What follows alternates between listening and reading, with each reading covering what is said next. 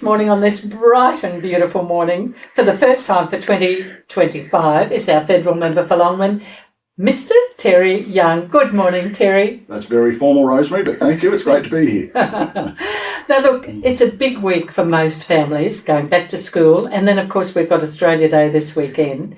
And there's been a bit of controversy over the day recently, Terry, although recent polls show that we might be changing. Tell us a bit about that. Yeah, look, I think one thing Australians love is unity. And I think that, Australia Day is a day that unifies us. And that's the way it should be. And, there are some people who have a different view on that, and that's okay. In this great country, in democracy, you're allowed to have a different view, and that's okay.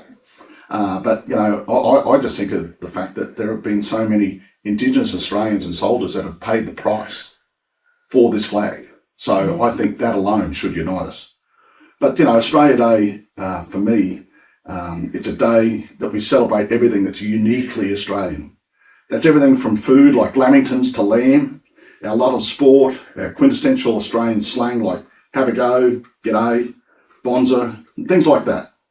But on a deeper note, it's a day to reflect on the price that's been paid for the freedoms we enjoy as a nation, thanks to past and current serving members of our Defence Forces and emergency services in particular.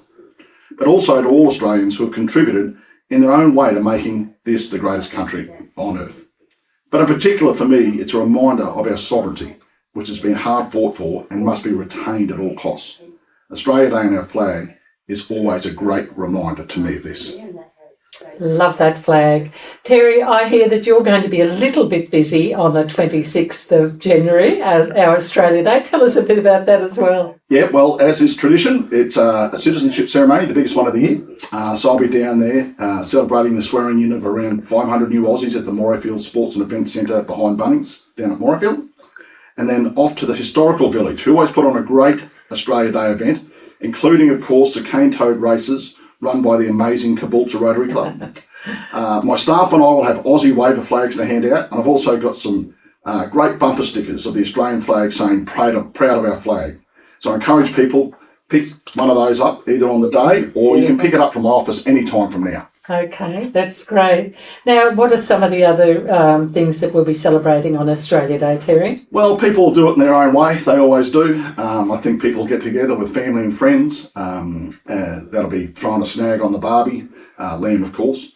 Getting together with family and friends, maybe at the beach for a bit of beach cricket, and hopefully wrapping up the evening watching Alex de Minaur win the Australian Open on Australia Day. How good would that be? Absolutely, yeah. How good would that be?